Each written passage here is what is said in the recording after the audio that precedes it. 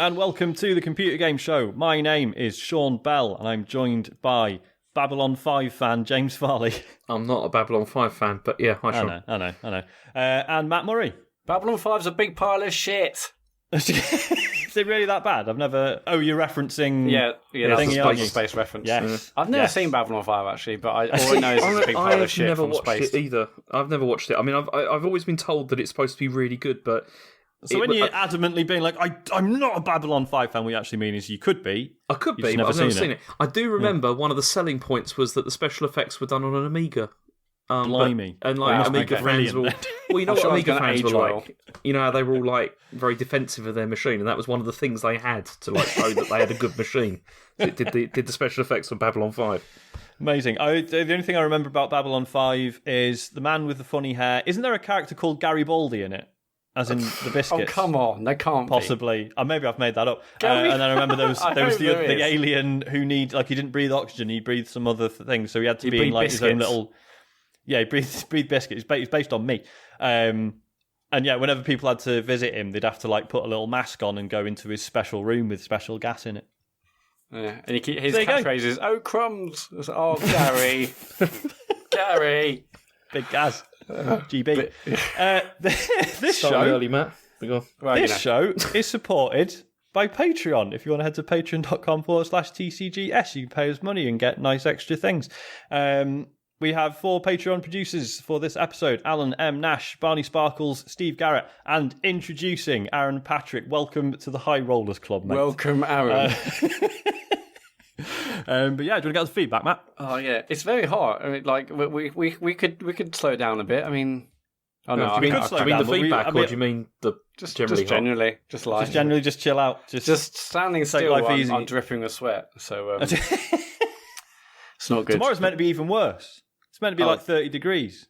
My word. I'm going to die. I've already said I'm working from home because the office is just... I said, look, I'm coming to the office, but I'm wearing shorts. Yeah, so, I mean, I'm sure work from home. People at work have worn shorts, and I'm sure get away with it, but... I don't know. You work at a marketing agency. You'd be all right. Surely you don't dress... Do you dress smart for work? Oh, no, God, no. No. Yeah. I mean, I'm not wearing, like, a dustbin bag. I wear just... standard skinny jeans and whatever I've on top, shirt, t-shirt, whatever. You see, because my office is smart, but then I mostly like work with farmers, so I get away with like casual shirts and jeans and boots. So it's hunters wellies. Yeah. Barball jacket. Smart farmer. Yeah. I assume you're wearing like are you wearing tank top, shirt and tie, James? No. But you work in a university. Okay, I assume that was like I don't wear a what's it called, a tie. I have like a shirt and trousers, that kind of thing. I can't do ties, man. I still haven't got one of those jackets either that's got like the patches on the elbows. Have you not? Man, that'd be the first thing I bought if I became a lecturer. A passage.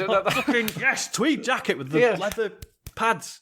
I thought that's like when you're in the open golf and like they give you the green jacket. It's like, well, you've got the job. On your first day, just bring in your sizes and your passport and stuff. Yeah, I'm surprised someone hasn't pulled you to one side and be like, look, James, I'm not being funny. Why aren't you wearing the uniform? Yeah, but that's the thing. That's what the really pretentious people wear. It's like they got that and they got their pipe and all that kind of thing. It's just ridiculous. Yeah. I can't. I mean, what's Chen doing? That'd be like the first Christmas present. Like, well, I'm so proud of you with your new job. Here we go. No, she always buys me a belt or something like that. It's terrible. I had a phase where I wore suspenders instead of a belt, and it was the best decision I ever made. And I don't know why I stopped. Sorry, when you say suspenders, can you go in a bit more? Not the garter ones, okay. Not the sexy ones. Well, I mean, they could have been marginally sexy. I doubt it. Yeah. But God, yeah, belts are awful, man. Hang on, by suspenders, do you mean braces or something else? Yeah. Okay, I've never heard them called suspenders. Suspenders are more like the suspend your trousers. Yeah, but they're braces, aren't they? Yeah, but if I said braces, you'd just be like, I thought you meant the ones for your teeth. You can't win. But if you said suspenders, I'm like, Sean, steady on. I have got an image in my head right now. Right? Oh, don't. Actually, so have I. So every single listener now. Oodles, if you're listening, get on Photoshop, mate. Actually, Oodles don't. Every listener right now is like, Jesus, there's like tweed jackets, so braces, not or if maybe if you say braces/suspenders, then there's no ambiguity whatsoever. That sounds like a cosplay outfit that I don't want to get involved in. It's just a whole. Oh Jesus, yeah, that's a whole thing, isn't it? Was there any feedback? Nothing. Sean's got more about suspenders. No, I was just going to say, when you do a few days in suspenders and you realise that belts are just a horrific invention. Like, let's just grip your guts and hold your trousers up that way. It's awful. But I've always worn belts. It's just. But you're not fat, are you, Matt? That's the thing. Well, I'm getting that way. You don't have to tuck your shirt back in every 5 minutes. It's hard. But I can't believe someone would leave the house wearing jeans and no belt. Frankly, that's. Oh no, that's the thing. Yes, I'm back on belts at the moment because I think I just felt because literally I was the only person in the entire office or even the county wearing suspenders / braces. So I felt a little bit out of place. Can you stop saying you're wearing suspenders, please? It's very. Look, this is your perversion, not mine. I don't see how I should be held suspenders and braces. Is that whole calling them suspenders? Is that a northern thing or? I honestly have no idea. I thought the terms were interchangeable. I'm not sure. Oh god, this is a whole garbage and trash thing again. Speaking of, here's some feedback. Janos born Mize. Okay, God. Okay, born. I was practicing this earlier as well. Hang on, is it Janos or Janos? Janos. I think it might be Janos. Janos born Misa. I'm going to go with that. Born Misa. Sorry, Janos. Talking about the Game of the Year stuff again. For what it's worth, I really think you should revisit Game of the Year show rules regarding releases on PC.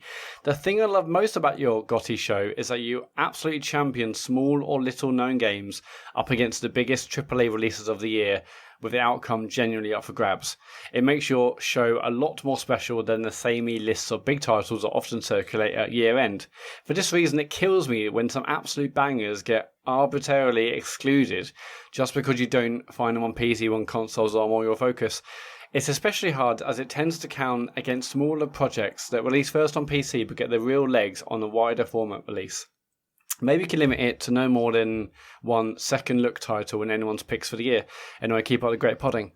It is a shame, but it is because the thing is, I fully agree with him. But if we do change the rules this year, then suddenly James and I'll be furious about Hollow Knight last year. It's true. Yeah, I'll be. Well, yeah, but it's too close. But that's just the way it is. I mean, VAR is coming in the Premier League and football, or now it's in international football. It doesn't make me angry about Lampard's goal that he definitely scored a few years ago at the World Cup.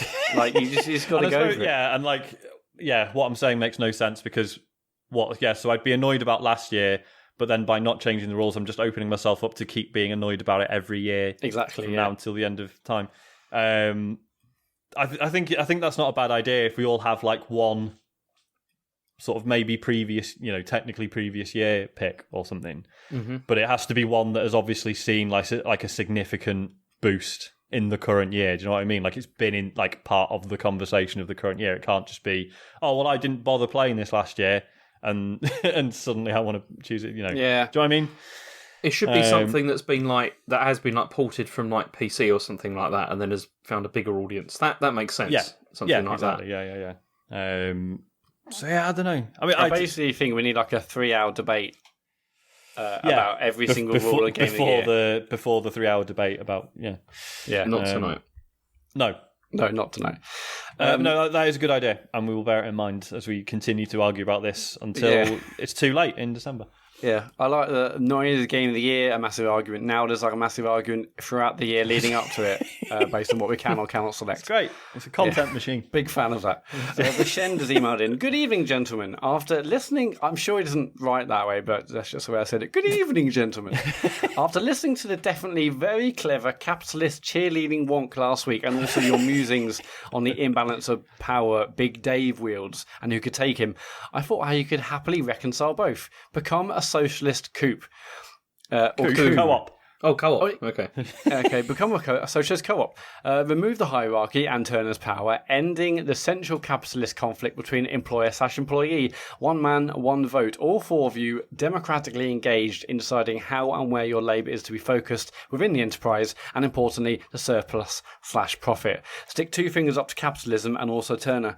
If David decides to turn militant, no problem. You have a SPAD in James with expertise in how China deals with this sort of thing. Is SPAD a slur, or is that just that's fine? I've no idea. I tried looking it up, and all I could find was stuff about French military aircraft, which I don't think is what he means. Sounds relevant to James. Any ideas, James?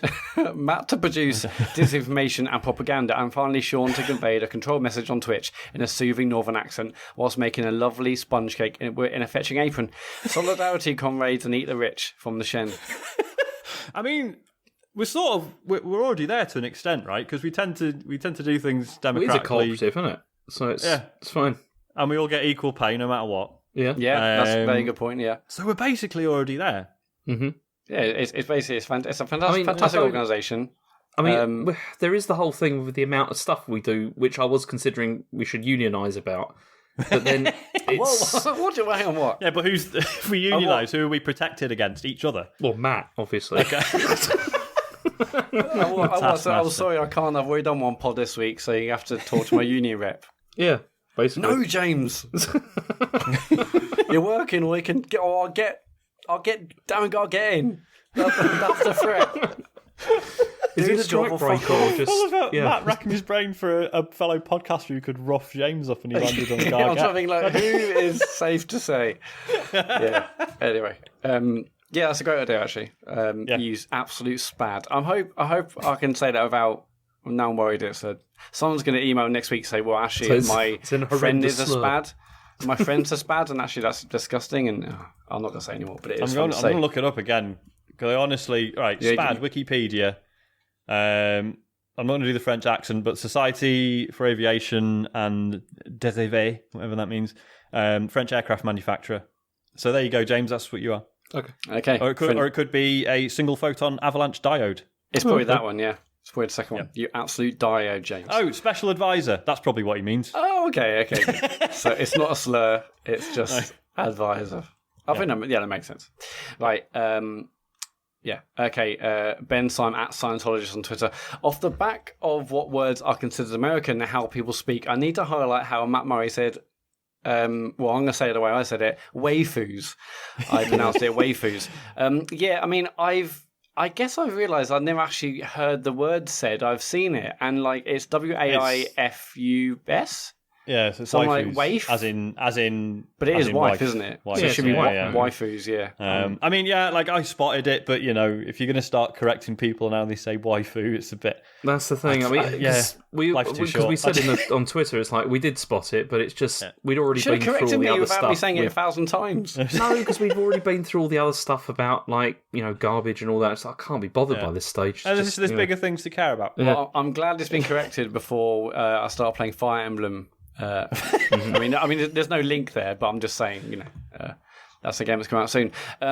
Here's a thought. Let's chat on the show about how many potential Game of the Years you've missed, and later complaints from James about playing shite. Content Break isn't even funny. So why not play the things he's missing out on stream? It's occasionally funny. Because, yeah, why not use your Friday streams to play things you're missing out on? Yeah, man. That's a good idea. Yeah, but what? What am I missing out on? Well, the stuff you mentioned last week. Yeah, Outer Wilds. Get streaming Outer Wilds. Yeah, Devil May Cry 5. Yeah. But that's the thing, I'm not sure if I want to stream stuff like that, because streaming is not something that I feel I play this game to enjoy. Do you know what I mean? I know what you mean. The other way. But all I can say is, so obviously I stream different things most weeks. I mean, there's been a couple where I've just been like, do you know what? This isn't a stream game. But they're mostly the games where, not a lot happens. Whereas, so something like Wonder Song, if someone had, described it to me and sort of the tone of it and the way it would make me feel, I would have thought that streaming it would ruin it a bit because you're constantly trying to be funny and entertaining. But it worked anyway. So I wouldn't worry too much about that stuff, to be honest. I would just go for it.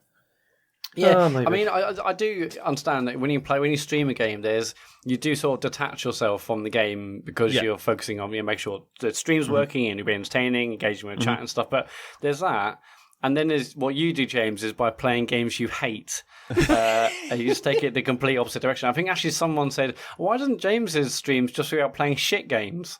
Because that's the thing, though. I wasn't expecting Quantum Break to be like this. Like, wasn't you? What were you expecting, possibly? No, Matt, when I said to you, I'm going to stream this, you were like, great, you'll love that. That's what you said. Like, you said you thought it was going to be a good choice. And it's like, I thought it was going to be a good choice. I just didn't realise it was going to be so bland. That was the problem. I mean, that's exactly what I expected from it. Really? Like, when I saw you, because all I'd heard is that it's just, like, really average. Like, it's not shit, but it's not particularly great either, which is the worst thing to stream. You would have chosen it anyway. I wouldn't. I was going to choose Rise, Son of Rome, but, you know. What, that's no better. Is that what you're playing next? Fucking hell. Is that what you're going to play next, Rise? No, I'm definitely playing Until Dawn. That's what I'm doing next. Okay, well, that is considered a good game. Yeah, but it's not a GOTY 2019 contender, is it? I don't care about that. It's just... Well, the listeners care.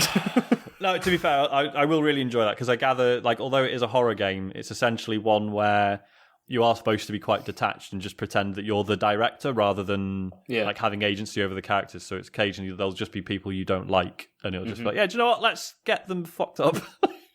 So yeah, no, I think that'll be entertaining, because secretly you're a massive sadist, and I think that'll shine through. How dare you? Mr. I enjoy the killing. Mr. fucking... I like it's really good because you can electrocute people until they set on fire. I like the screams, yeah. Yeah. That is true. I did enjoy that. It was fun. Brand 2 Braystar. If the feedback from last week proves anything, it's that the Dash Radio collaboration was a mistake. Yeah, actually, just having a pop at Americans. Speaking of that, we are no longer on Dash Radio, but no, we're not. Although they did send us an email today, which was like, I saw that. Hey guys, here's our newsletter. Yeah, just did you forget? It was all over those car parking spaces, wasn't it? It's just outrageous. So Dash Radio, that's over. So now we can do shows over 2 hours. I mean, not that we were bothered about it anyway. Clearly, just look at that recent length of shows. Yeah, but Dash Radio RIP. It's wasn't worth it. I mean, sure, we'll break America on our own. We don't need Dash Radio. Yeah, I'll be all right. All those listeners lost, but shame. Well, shame. Last week, James talked about a game that he played at Res or EGX, and two people have definitely got the right answer here. Brad Turk and Ethel the Frog both mentioned the game was Figment, James. It was indeed. I looked it up, and it's exactly what I was looking for. Yeah. And then it was too expensive, so I didn't buy it. Yeah. Oh, is it? Okay, cool. Yeah, I'm waiting for it to be on sale, and then I will buy it. Yeah, great game. Oh, how much is it then? That's about 19 quid. Oh, mama. Yeah, exactly. but it did look big excellent. box. Yeah, it looks excellent. Joshua Garrity, just wanted to say that Matt hit the nail on the head with the Outer Wilds in the recent pod. Been putting serious time into it lately, and I love how it manages to simultaneously communicate how dangerous the vastness of space can be, but also how beautiful it is. I just thought to put it in there because just to balance out other comments. I was going to say, I'm glad you're including praise now. I know. I always feel like you just just use this section for like self-flagellation half the time. It's so rare it happens. I'm like, I've already printed it out and I put it on my wall. Thank you, Joshua. We obviously talked about Game of the Year stuff, and Sean Thomas at Sean S. Thomas has got some other suggestions that we might have forgotten actually regarding the games of the year list so far. Don't forget Bad But As You, Sean. Yep. So is that? I mean, God, okay, was that on PC before, or was it full release this year? That was officially, definitely just out this year. So cool. There's also Gris. Yes, because I missed out because it was released like sort of early December last year, so it didn't get a shot. Because when we recorded the episode, though, isn't it? Oh, it is Gris. Yeah, I've been threatening. I don't know if you saw. I tweeted the other day. I was considering doing like streaming a full playthrough of that. Oh, right. Is it not a long game then? It's like either that, 3 hours. Either that or FIFA. It's... Yeah, I mean, no. Hell.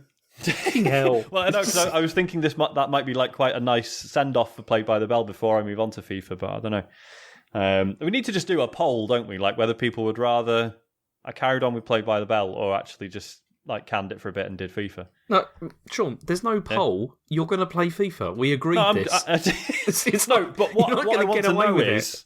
What I want to know is, are people happy with me just dropping Played by the Bell for a bit to do FIFA? That's or do we need to come up with some sort of solution where I can do both that doesn't involve me putting any extra time in? It's irrelevant. Well, yeah, it'd be called Scored by the Bell, and I'll change the logo. Yeah, actually, I might do that. Sounds great. And also, Sean continues. Sean Thomas, that is.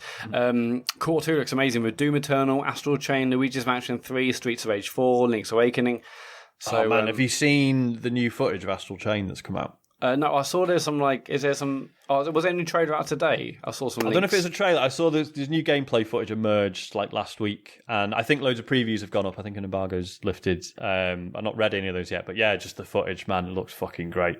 I'm really excited, because I didn't realise it's a bit open world as well. Oh, was it? I thought it was just level after level, but yeah, it's actually going around and doing side missions and stuff. Awesome. I haven't really investigated other than seeing the trailers, but they look so good. Yeah. I'm also really excited about Demon X Machina still. So yeah, plenty of good stuff coming. Did you know there's a Wolfenstein game out this Friday? Yeah, the co-op. That's one. No one. I mean, there's nothing. It's just totally.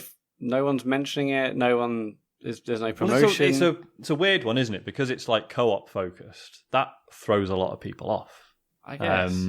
But it's not though, is it? It'd be a wicked stream though. You can play it single player as well, though, can't you? You can, but it's so obviously framed around there are two of you. Do you know what I mean? Yeah. But it's only £25, so okay. Yeah, we will be playing that, I think, because it'll be good. And what are you thinking? You two stream it, or yeah. Okay. Well, I mean, fuck you then. Yeah, sure. Yeah. We already agreed this. I thought we'd already discussed this. Had we? Yeah. Oh, okay, fine.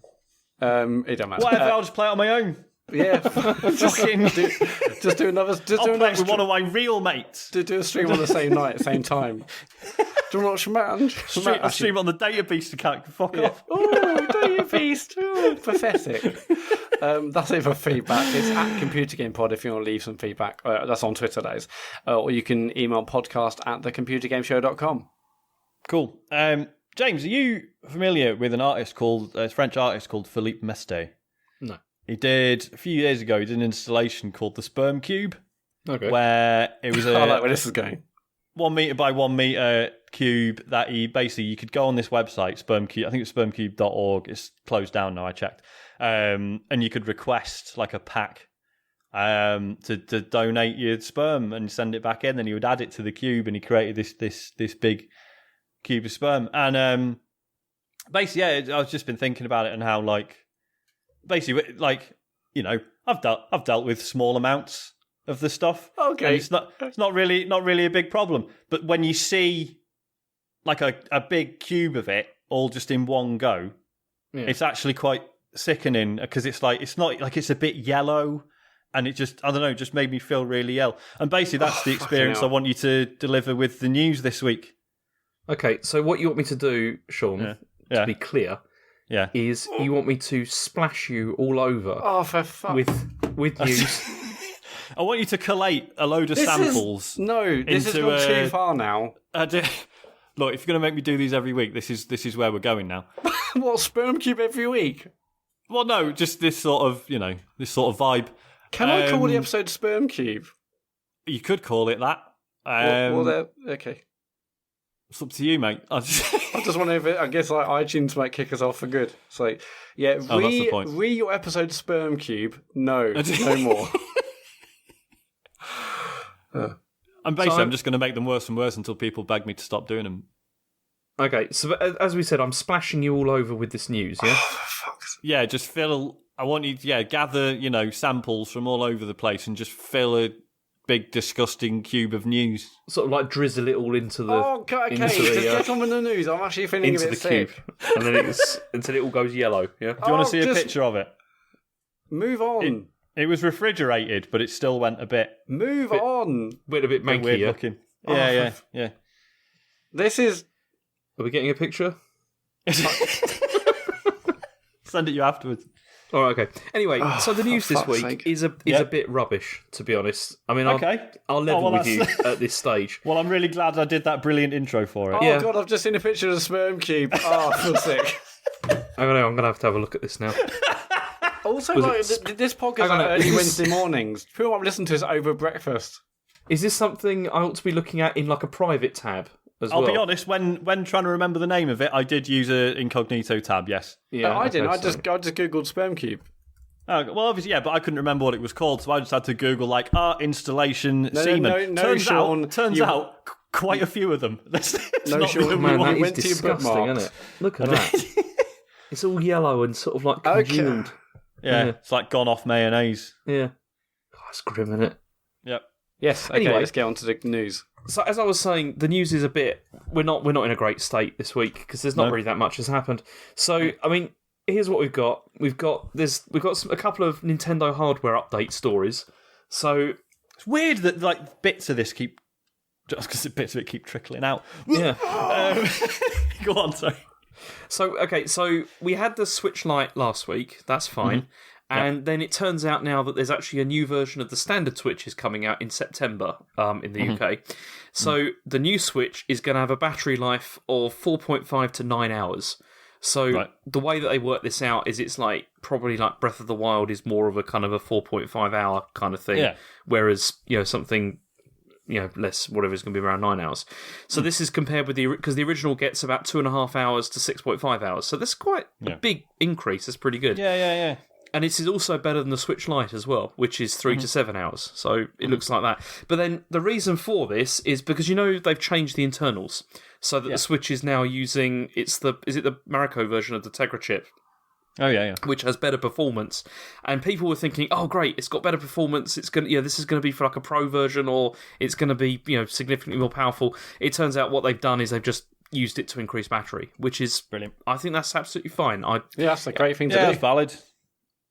I mean, this is still the one to go for, like, if you want, like, the longest battery. So yeah, I mean, it's worth noting, if you've got an original Switch and you're a bit, like, sick about this being a new thing that you would have to buy an entirely new Switch for, you can just upgrade the battery in the Switch, because the one that comes with it only fills, like, half the little compartment. Can you really do that? I didn't know that.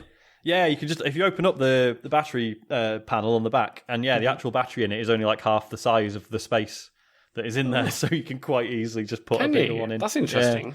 Yeah, so they obviously designed it first, and they went, actually, should we just fucking save a few quid on the battery and just cut it in which half? is exactly what they did, as they seem to have done with the JoyCons as well, because that's the other story. But before we get into that, so the big thing about the bigger thing about this is that it will be easy to distinguish this newer version versus the other one, because I think it's got some new red packaging. Yeah, that's the only way you can tell is by looking at, because the package is different. But that's an answer better than say like PlayStations, where you're literally looking at like serial numbers and like the model number. At least this is like, okay, I can actually physically see. When the new one of the consoles I bought, and I was waiting for like the newer version. Maybe it's a new PS4 before I got the Pro, and I was like, "Is this like CUH100?" They're like, "Oh, we don't know." It was like, "Oh, it's just at least there's an actual packaging change on this one." Yeah. I mean, and this seems. I mean, if you haven't got a Switch, I'd definitely go for this one. Yeah, might as well. Sure. Okay, but then the not so got good news is all about JoyCon Drift, which has been something that people have been talking about more. I mean, I've spoken about the problems I've had with that. I think Dave's also had the similar issue with JoyCon Drift as well, but it's becoming an increasingly obvious problem. And Kotaku have also reported that Joy-Cons that have been repaired still have the same problem again later. It's like, I mean, it's a temporary fix every single time.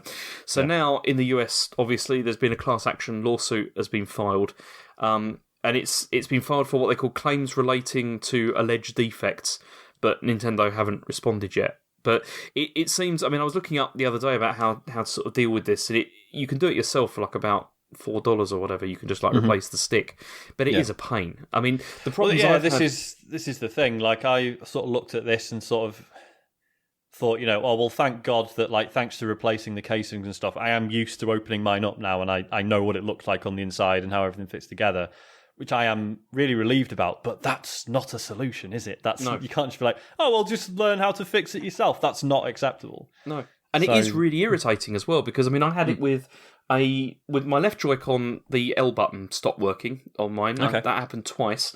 And then the right Joy-Con, it had the drift problem where it just kept on drifting upwards all the time. And it's really annoying if you're playing like any kind of game. It's annoying because often that's the camera control. So then it sort of it messes around with the camera and it's kind of. I mean, have you had this at all, Matt, with any problem? When I first got my Switch, I had a bit of an issue with it, and then but actually my Switch itself it was dying after like an hour or two, and like there was something wrong with the battery, and I think maybe actually one of the fans might have stopped working. Anyway, I sent the whole thing back. I got it replaced, and it was fine. But I haven't nothing like. I mean, when you mentioned last week about JoyCon Drift, I was like, well, surely that isn't still happening. No, it is. The initial problem there with the Joy-Cons, remember, was over the wireless, like how far away you could be and all that, and how that was causing problems. That was what I had, yeah. Yeah, and that doesn't seem to be so much of a problem now, but now it's all about the drift. And I don't see how they can fix this, because it obviously seems to be just a design flaw, isn't it, of this? So what can they do? I mean, aside from release new ones. It's a design flaw, or is it just cheap components? Yeah. Which is astonishing. I mean, okay, I know Joy-Cons do a lot for what they are, but they are like 70 quid for a pair. That's a lot. It's a lot to have to keep repairing them all the time. I mean, that's just absolutely insane. I mean, how many times have you ever had to like repair like a PS4 or like Xbox One controller? Yeah. So, never. Yeah, like I mean, like PS4 controllers. The only issue for me is that after a year or two, the batteries start to go to shit. Yeah, the batteries are terrible on those things. But that's because that light bar, though, isn't it? That's one of the reasons why they're so terrible. Is it? Surely I think not. So, that's just an LED, surely. Maybe. But I mean, I haven't got a new like because they've since released a new model of the Pro, and with that they changed the design of the controllers. Mm-hmm. I'm sure that isn't the light. Oh, that's right. Yeah, there's a slightly different light bar, so you can see it like from the front when you can see it through the touchpad. Yeah. Well, it's still because it's still but it still has the light on the other side though, doesn't it, as well? Yeah. It's both. Yeah, you can see it from more angles. Mine seems to burn through. I mean, every time if I play, like I was playing Judgment, if I play that for a couple of hours, it's like nearly like dead. After that, which isn't great. Every time I finish playing it, I then just plug it in to charge it. It's ridiculous, really. But I'm not sure it's best at this. I mean, like on Xbox, it's like physical AA batteries. Like, well, I'm spending a lot of money in batteries. That's annoying, but at least they last, for ages. And whereas the other side's like, okay, well, I guess I can charge my PS4 controller, but that doesn't last 2 minutes. I mean, I don't know what the best solution really is. With the Xbox One, I mean, you can also swap, because it has the play and charge thing, doesn't it? So you can always swap that out as well, which is kind of better. Yeah. Just put I still feel that Xbox controllers are the best in terms of like sort of durability and everything. And durability definitely, yeah. I mean, I've dropped that thing down the stairs, and it's just for a laugh. Yeah, just booting it out the window. Just chuck it down the stairs. YouTube video, isn't it? It's that, yeah. But rather than chucking cats around, I'm chucking pads around. Hey, that didn't make the news. No. What was that? Just as well. Maybe it should have. I can't remember her name. The famous streamer threw a cat over her head and is now getting bollocked by the internet. I was not aware of that. It wouldn't have gone in the news anyway because it doesn't sound really I had a feeling you'd... Yeah, I thought you'd seen it and dismissed it, to be honest, because I know you hate streamer stuff. No, James has a very specific style of news. Nothing that's relevant to lots of people, but it's very, very specific. There's no Anthem news this week either, which is a disappointment. No. I'll tell you what, it's all been quiet on the Anthem front. We've had nothing for ages. It's all just gone, disappeared. It's just no one's even talking about it anymore. Hey, speaking of James-centric news, I've just seen the next story. Yeah, well, this is a really good one. So it seems this is Streets of Rage 4, and there's always been this thing with this: is Yuzo Koshiro going to do the music? Is he going to be back? Is music going to be good? And it turns out that yes, he is, and he's coming back, and he's also with the collaborator. It's like Motohiro Kawashima. They're both going to be working on it, but also the original composers for like Street Fighter 2. Yoko Shimomura, and also Hideki Nagamura from the Jet Set Radio and Sega Rally and all that stuff, and Super Monkey Ball. They're all involved, and I mean, there's still no release date, but this is great news. I'm quite excited about this. The whole squad's together. Yeah, that is good news. That's it. Awesome. That's it. I mean, great news story. When this game first got announced, weren't you a bit like, well, I guess we'll see. Like, this must be much more positive news. Are you pumped for this game? Who's making it? Lizard Cube and Guard Crush Games. Yeah, they're making it. I mean, at least it's not Sperm Cube. I'm not so sure about the art style and everything, but having this music is brilliant, and that will definitely help elevate it if it's good. Mm-hmm. But that's that. Okay, next story. Lizard Cube. They're the ones who did the Wonder Boy remake and stuff, aren't they? So yeah, fair dues. I say it. At least it's not Sperm Cube. I know. I heard. Yeah, one of you. I'm glad you did. Trying to move on. No, okay. Okay, the last news story. I mean, this just shows how bad this week is. I mean, Fallout 76 has had a patch, and it's a big mess. Hooray! So, I mean, there was no Anthem news, but there was Fallout 76. So, It turns out that with this patch, it says players are now saying that farming legendary enemies doesn't result in any drops. There's an area in White Springs where you just get automatically killed.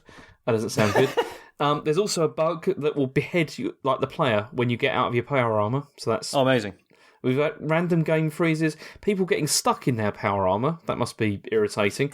And I mean, Twitter users haven't been kind. I mean, this is one of the comments was just, "What a fucking mess." One Twitter user complained, "Way to completely destroy the game." And they said apparently though part of the anger. Were they both your tweets, James, or on different accounts? I don't play the game, Matt. It's I spend all my time on Anthem. Yeah, no, it's a requirement. So it says that part of the anger, though, is that fans feel is that Bethesda are taking time to fix things that don't need fixing and just ignoring other issues that seem to be more critical. Because apparently one of the bullet points in the patch notes says that they've replaced a light bulb in a bathroom that wasn't working or something, whereas they've then broken all this other stuff. But then also people are agitated because they put a lot of effort into making the Atom store look better so they can sell more stuff. Like, you can spend more real money on all the in-game items and cosmetics and stuff. And because they've added this facelift so that they can have loads more purchasable stuff on display at any one time. But then they've broken all this other stuff, so people aren't very happy about that. Jesus. Yeah, so it's the never-ending story of Fallout 76. Yeah, I don't know enough about the logistics of updating and patching an online game. I assume it is a fucking nightmare. So I have some sympathy for the developers, but then equally, if I'd paid money for this game and I'd stuck by it through all the problems, only for them to then break it even more again, that's got to be upsetting. Yeah. So I can see both sides on this one. Yeah, but at least they got their bags. I mean, what more do they want? They did get their slightly better bags. That's something. Actual canvas. I think Fallout 76. I mean, if you're playing that, you're doing better than if you're playing Anthem, surely. God, which one would I rather play? If I Probably had to. Fallout 76, because at least there's content coming out for that all the time. That's true. And on paper, the idea of just building a shack in the woods and defending it with my mates, appeals more than the few hours I spent with Anthem. So also, there's been all those people that are role playing as well in Fallout 76. Did you read that thing about that guy that was role playing as a beggar? No. And he was just begging for money, and people were being really generous mostly, and just helping him out and all that. I mean, it's brilliant that. That's don't think that's going on in Anthem. I mean, it's a great story, but entirely he was beheaded thanks to the patch. So unfortunately, grim end. R.I.P. Yeah. And that's it. That's all I've got for the news. It's a terrible week. What about this Google Stadia thing you're going to chuck under the bus? Well, see, that's the thing. There was a Google Stadia story, which it was basically just talking about how it looks like it's going to be rubbish. But there wasn't enough there to really talk about, to be honest. I'm surprised you're bringing this up, Matt. I would have thought you'd be quite happy for this to get swept under the rug. No, because I saw loads. So basically, there's an AMA on Reddit, and where some people from Stadia are answering questions, and then people I think one of the questions was, is it like Netflix for games? We knew it wasn't anyway.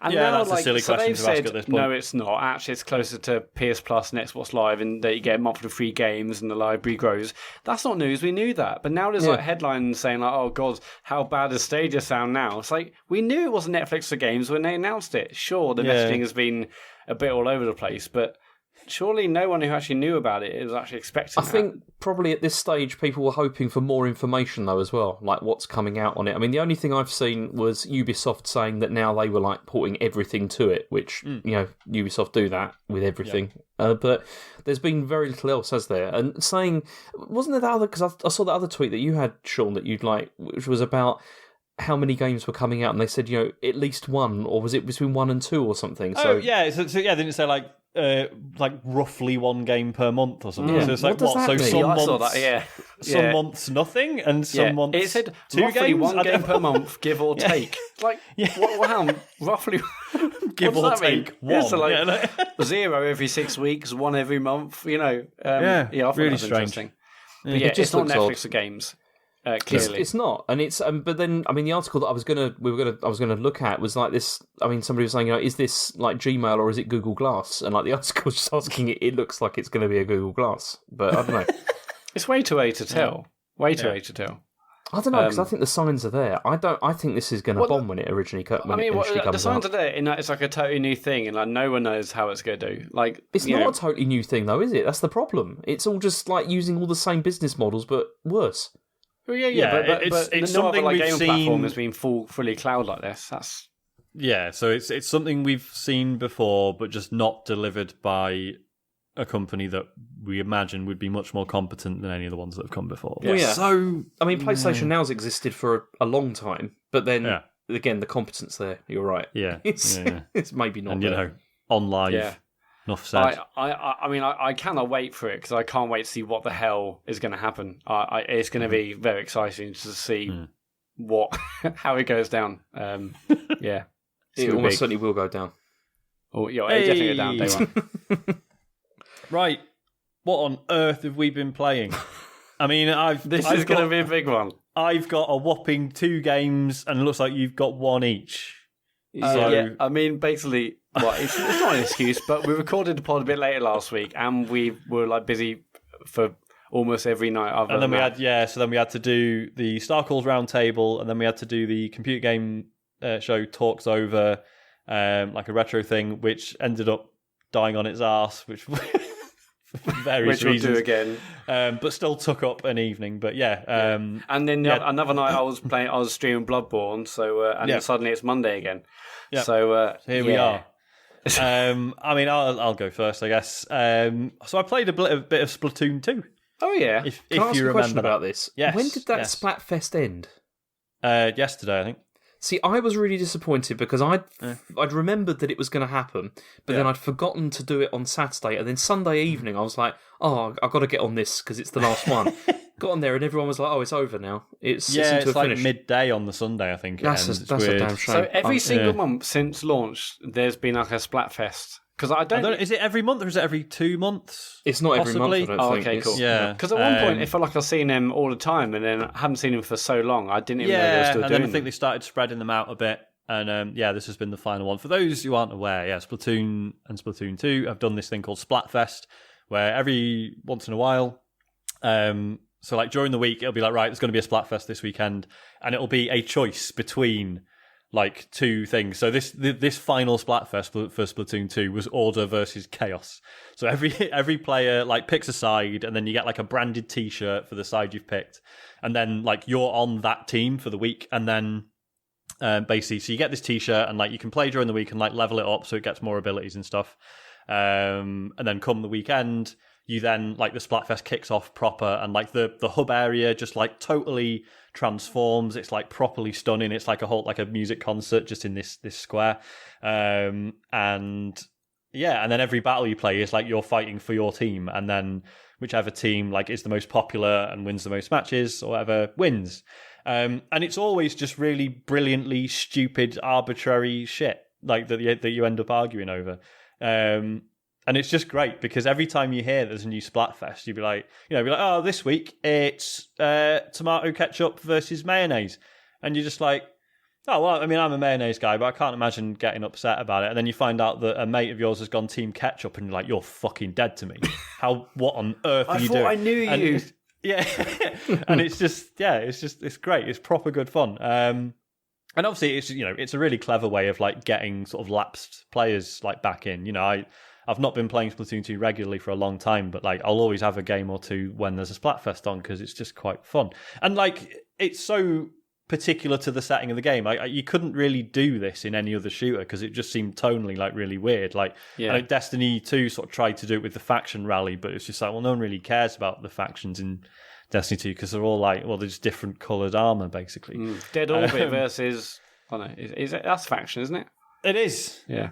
And yeah, no one's really bothered. Whereas Splatoon 2, like I say, there are always like these really stupid arguments that suddenly people would get really fired up about. So yeah, and they've done the very final one for Splatoon 2, and I mean, I assume we'll get a Splatoon 3 one day, but certainly for a long time this will be the last we see of it. So yeah, it was really nice just to give it a final send off. So what did you go order of chaos from? I went order, mate, because. Purely because each team correlates to one of the two. There's like the hosts, Marina and Pearl. Yeah. And basically each one of them has a team. And like, even though like Marina's my favourite of the two, she's always had the shit option that I didn't want to take. So I've always had to go Team Pearl. So I was like, yeah, do you know what? Fuck it. She represented Team Order, so I went Team Order because I wasn't really like particularly bothered either way. But we lost. Your waifu, Sean? She is my waifu, yeah. Your waifu. Yeah, mate. Yeah, waifu. And the Team Order got absolutely destroyed. Team Chaos won on popularity and actual wins. Team Order just got absolutely obliterated, unfortunately. Shame. So there you go, Chaos reigns. Yeah.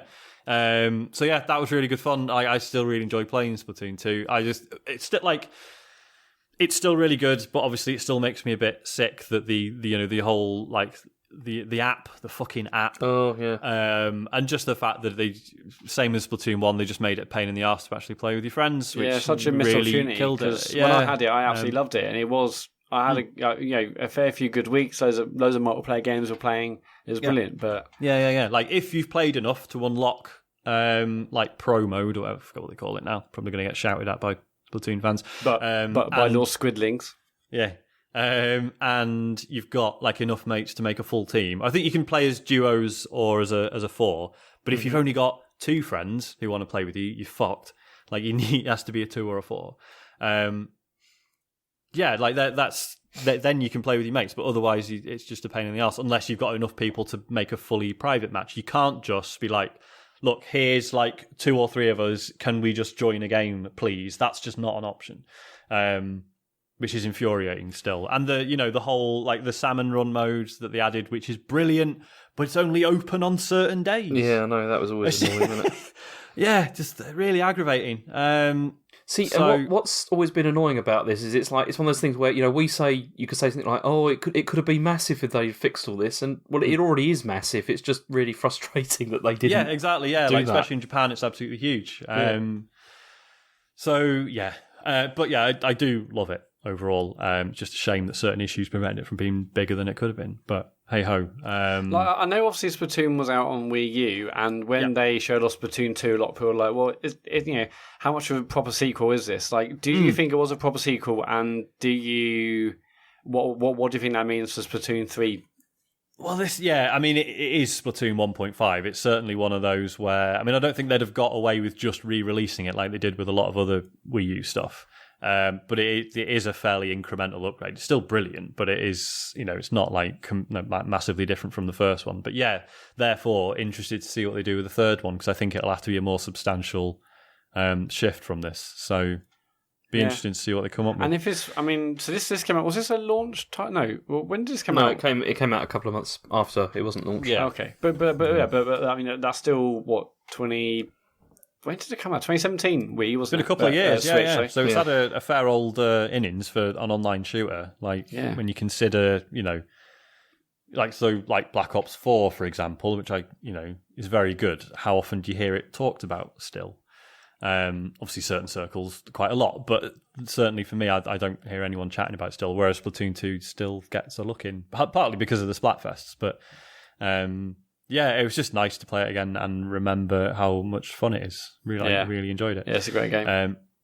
I wonder if they'll fix the things that we found annoying for the third one. Yeah, it's just so annoying because it seems like it's not a technical limitation. It seems to be a willful design decision. They seem to think it wouldn't be fair to allow to have a game where you've got some people playing on their own and some with a full team of people. Which is Like Destiny 2, for example, you do see like memes about like, oh, like, my face when I'm playing on my own and then I go up against a 6 stack on the other team, which is like, so it's like 6 mates are all in the same clan or whatever.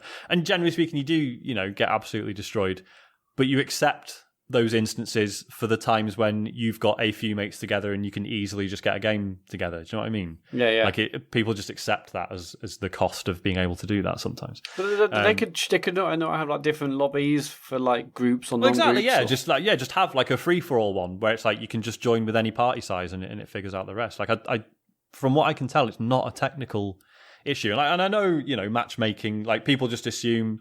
It's like the common thing used to be like, well, Halo 3 managed it, so what's like anyone else's excuse? And then, of course, years later, we found out that Halo 3 used some really expensive tech that most other games couldn't really afford. So I understand this stuff isn't easy, but like, I don't know, it handles everything else pretty seamlessly, so it just seems like it can't be that big a leap. Maybe I'm wrong. But yeah, hey-ho.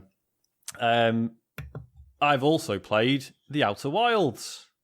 Oh, yes.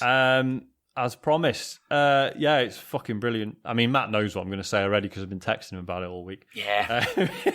It's good. I mean, like everything you said last week, like it is just properly stunning. It's just, and like, obviously Josh was saying earlier in the feedback, like, it's that mix of like terror and awe.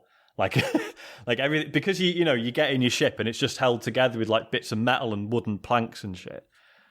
It just like you just can't quite believe you're in space. Yeah, like you're just constantly thinking like, God, none of this should work. It all just feels held together with like fucking sellotape. Even the audio where you sort of hear like the ship rattling, that's such a simple little thing, but even that makes you think, wow, okay, this. It's almost terrifying me. Is this just going to fall apart? It is weirdly terrifying. Like, I've been playing it just with headphones on. I think I'm going to have to stop because, like, the sound design's so good that it's, like, a bit too intense and it's making me freak out about, like, every single noise. So I'm not going to spoil anything, but I spend a lot of time in, is it Brittle Hollow? Yeah, Brittle Hollow, yeah. It is Brittle Hollow, yeah. So I spent most of my time there and it's getting really confusing. So I might have to start venturing elsewhere just to get a bit of variation. Yeah.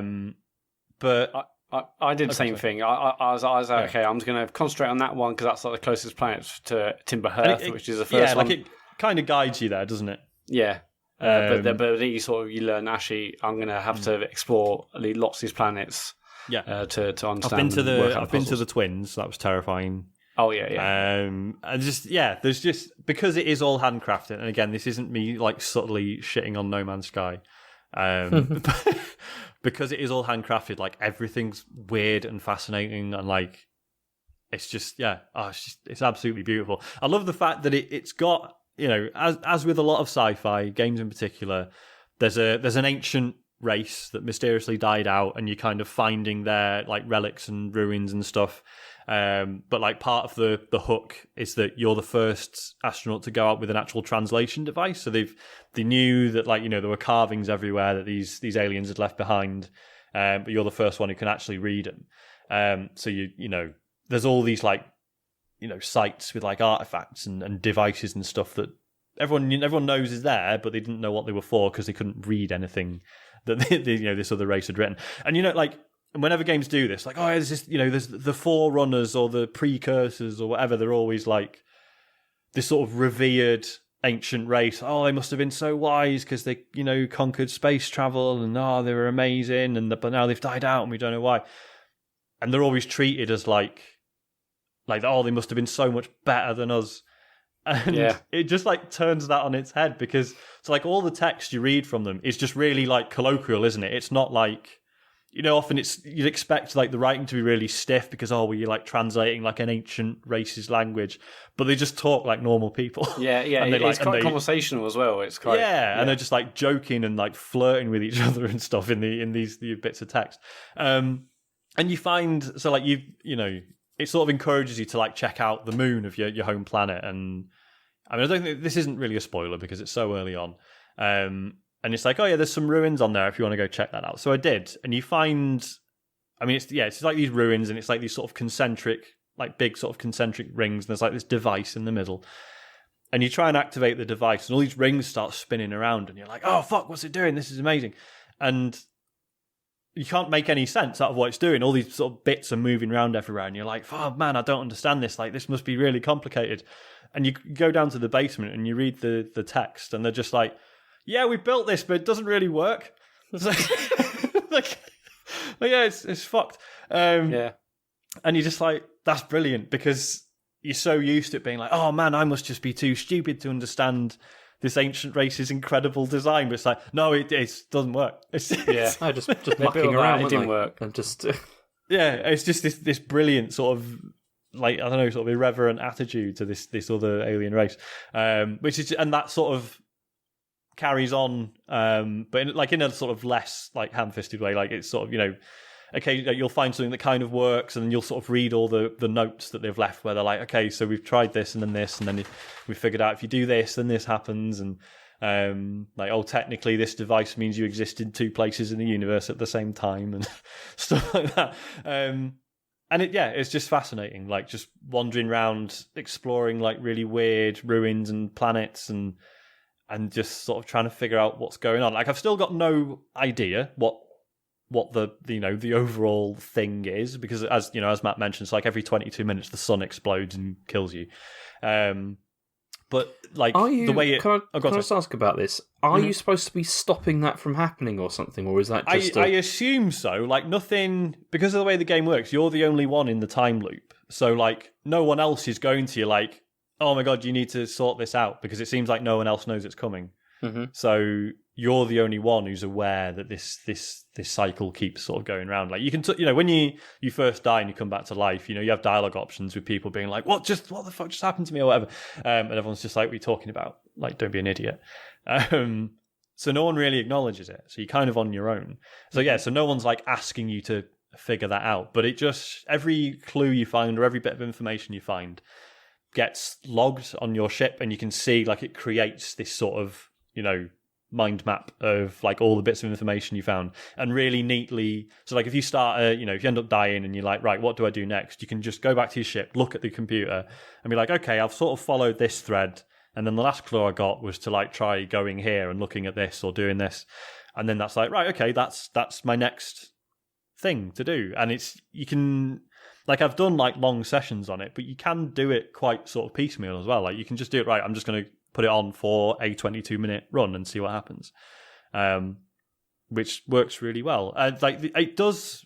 Maybe I'll change my tune on this. I don't know if you felt the same, Matt. There have been occasions where I've been getting quite involved on like a certain planet and really enjoying myself, and then I hit the 22-minute barrier, and I'm just like, oh, for fuck's sake. Like, I've definitely had that. Yeah, because also the music starts ramping up. You're like, oh no, shit, and I'm also like being like, oh, maybe I've taken ages to get to a certain location. I'm like, thank God I'm here, and I hear, I'm quick, just like read as much as I can, and I'm like fumbling with my translating device to try and get everything read before the sun explodes. And like, the further you're out, obviously you've got like more of a wait. You can hear the music. You got a bit longer, and you can hear like the sound. But like, there's like another like 10 or 15 seconds depending on how far out you are. So even that's like a nice little touch. I think what sort of sums up the kind of game this is like, I've contemplated just flying out to the edge of the solar system, getting out of my ship in my spacesuit, and just floating around and watching the sun explode from as far away as possible. Yeah. I've done that. So that's that sort of game. So you get to see like the shockwave and stuff of like the whole explosion. Yeah, you see the sun blow up and like expand and just like consume everything, basically. Yeah, but it's not like, okay, well, I mean, there isn't a timer ticking down on the screen, but basically, the sun essentially gets bigger and bigger and bigger and redder and redder and redder, and then and then basically the music starts. It's going to be the end. But because sometimes you'll just be like wandering around and you're like, why is the light changing? And then you turn around like, fuck, like that's it, you're gone. The music, fucking brilliant. Like it's just really nice that it's it's a science fiction game, but the music's mostly sort of, it's like folk stuff, isn't it? Really, yeah, there's like bit of orchestral stuff going on, but it's like the whole thing of like, there's other explorers out there and they've each got like an instrument and they're all playing the main theme, but they're just playing their bit. So there might be one guy with a banjo or whatever, and it's a proper nice touch. The idea there's all these explorers out there, but they're all just like doing this one song. So I thought it was a really nice touch. Yeah, the soundtrack's gorgeous. It's on Spotify. Yeah. It's well worth listening to. Yeah. So I properly impressed. I'm really looking forward to spending more time with it. Oh, I'm glad you're playing it. I can totally see why. Like, obviously, I'm not far in, but I can totally see why it's on your Game of the Year list. Yeah, it's a special game. I went back to it after our last pod, and I got the final achievement. So yeah, this is the first and possibly only game ever that I'm going to get like every achievement. Achievements aren't that hard, but I didn't really want to stop playing it, and I'm definitely going to go back to it just to have a ride around. And like often I would think, okay, the sun's about to explode. I'll get a nice viewpoint. I'll get as high as I can, just watch it, and absolutely gorgeous game. You said you're going to give it a go, aren't you, James? I will do. After I'm done with Judgment, then that would be the next thing maybe I'll play. I think because I know obviously you're a big sci-fi fan, I think you will really like it. Mm-hmm. Yeah.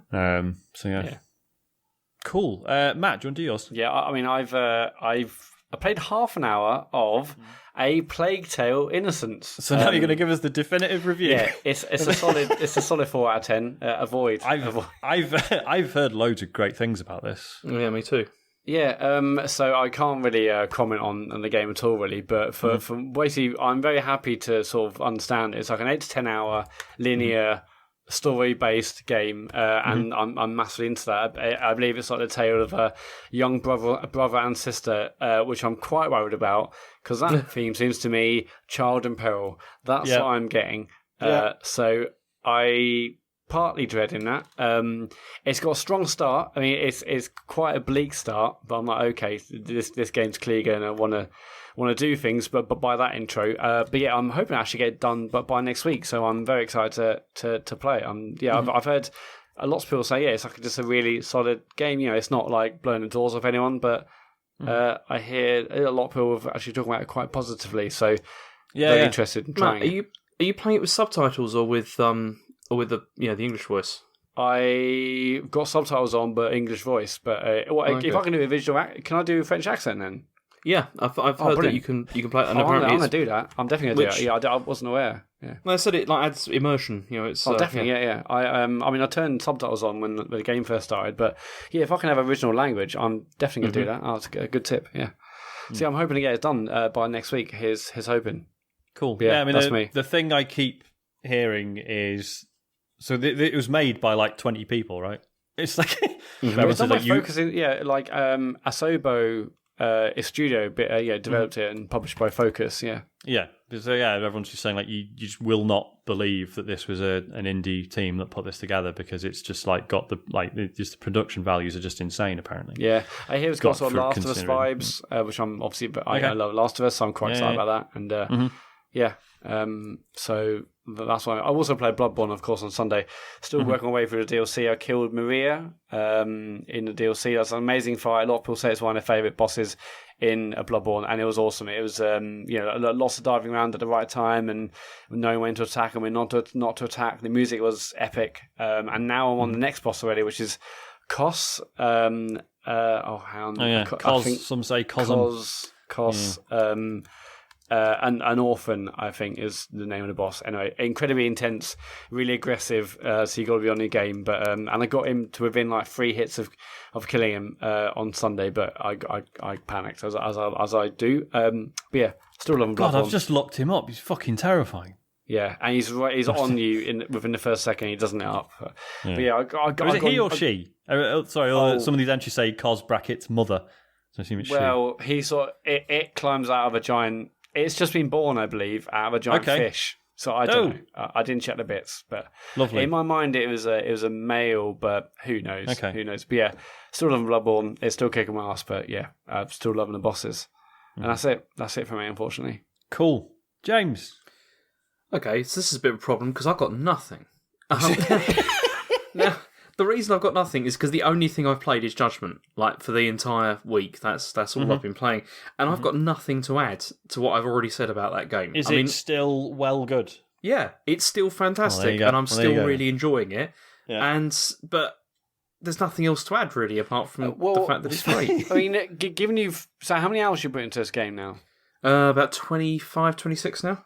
Okay. So right now, how do you think it sort of sits alongside the other Yakuza games? Or other games of the series? I'd say that I'm probably enjoying it more than the recent like Kiwami releases of Yakuza, like the 1 and 2, but not as much as Yakuza 0 or 6, which I know is ridiculous. Because of the character? Because it's not the guy you love in the other one. Well, yeah, there is that. That is a big factor to it. But then also the other factor is the diversity of locations you can go to. Because so far in this I'm only into chapter 8 I'm in at the moment, so I'm about 2/3 of the way through. But it's only in Kamurocho. It has not gone anywhere else. And that may sound minor, but it's like it's not massive like that area, and there are a lot of interesting things to say. But it was really like one of the things I really liked in Yakuza 6 was like going to a completely different place, and it was kind of cool. Like there was a different vibe about it. And you still get the different vibe with this in terms of like night cycles and like daytime, and it does feel like a very different like city during those periods. But it's not quite the same as being able to go somewhere else. I mean, there was hints that I was going to be going somewhere else earlier on in the chapter I was just playing, and then it doesn't happen. You're just like, because they just said, "Oh, you ought to get out of town and go," and I was like, "Yeah, I'd quite be up for that now." Yeah, let's go. But it's not happening. So that's the only thing I'm a bit disappointed about so far has been that is like sort of the different locations you go to. There aren't that many, and I have no idea, but I'm guessing probably it is just going to be stuck just where we are. So that's the only thing. Is there any indication that this is going to be a franchise, or I don't know. I wouldn't. You see, the trouble is because it feels so similar to Yakuza. That's the problem, and it's although it's still really good, it doesn't feel to me differentiated enough to feel like it could be like another franchise, really. I mean, Fist of the North Star that came out like earlier, that felt too much like a Yakuza game to me as well, which was also a bit of a problem because they're all running off the same engine. They're all sort of doing the similar sort of style and everything, and it's just there needs to be more, I think, to be able to sort of differentiate it. Cause why do you think this wasn't another Yakuza game?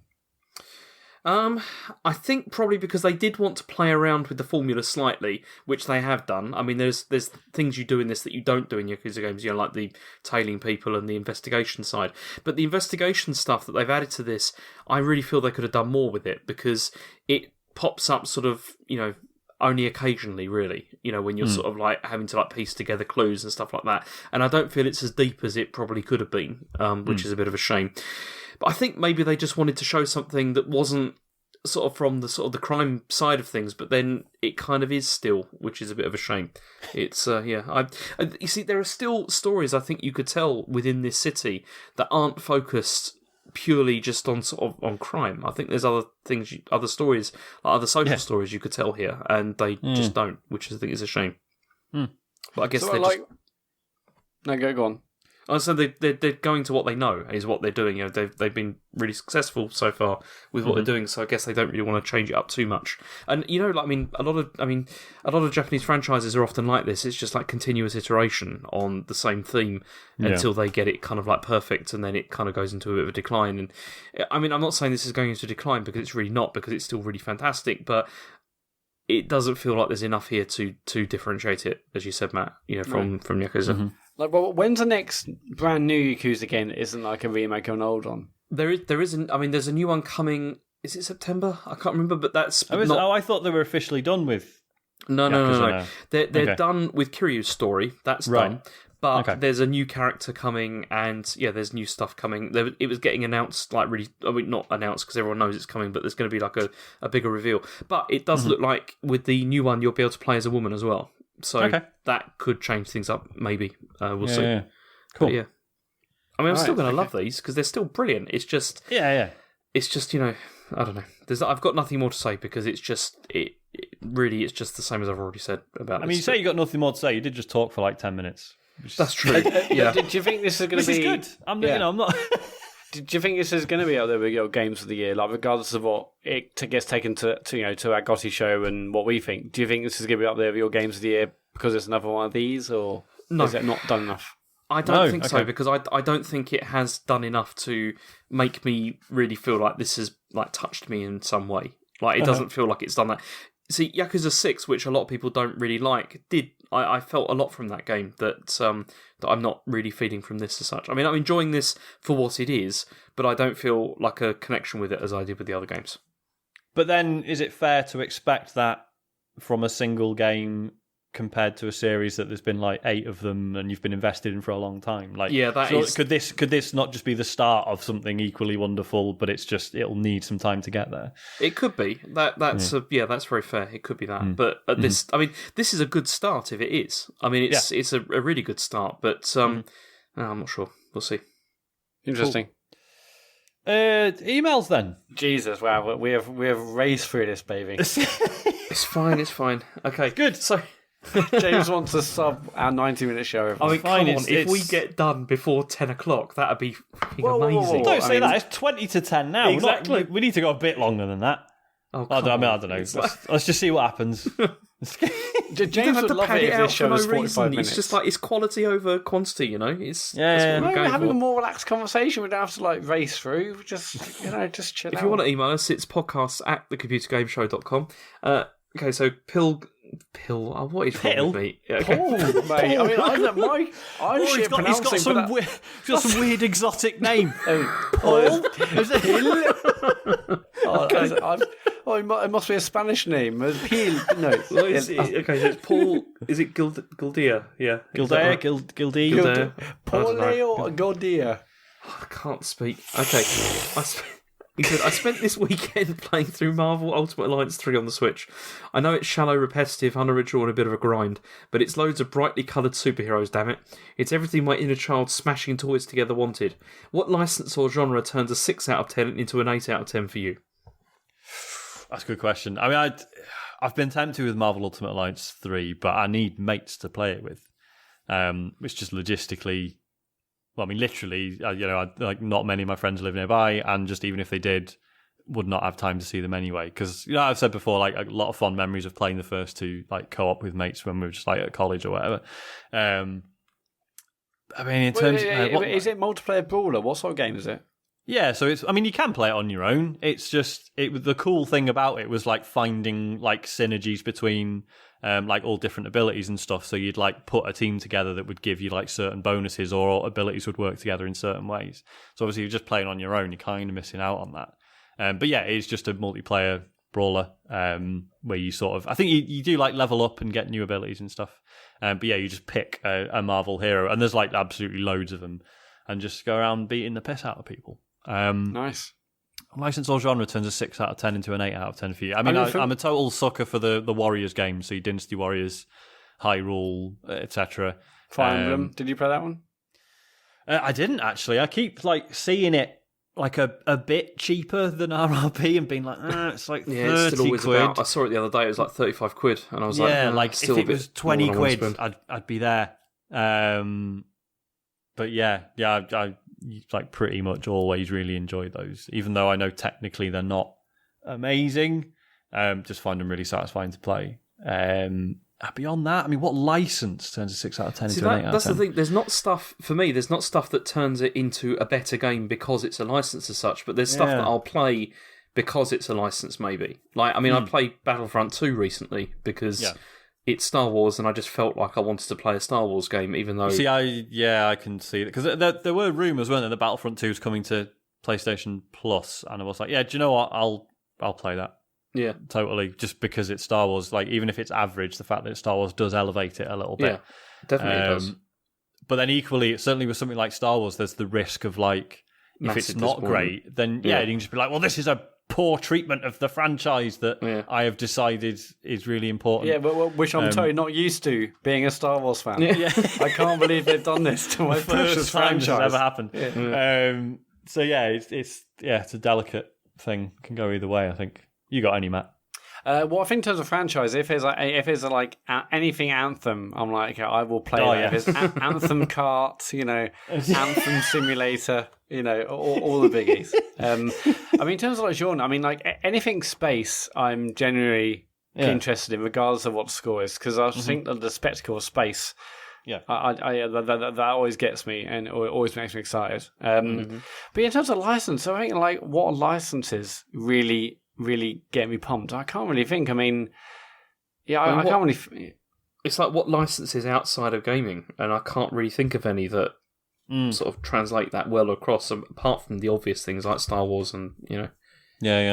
Star Trek. They don't Star make Wars, those anymore. Marvel, that sort of stuff. But then, like Marvel doesn't really getting my juices flowing either. Oh, have you seen the footage that's leaked of the new one? Oh no, I mean, I heard obviously the previews from E3 weren't great, and I know they showed off at Comic-Con. Oh, so the footage has gone out now, is it? Yeah, it's been leaked, so people just felt like, obviously just loads of people in the audience just filmed it on their phones and then put it on the internet.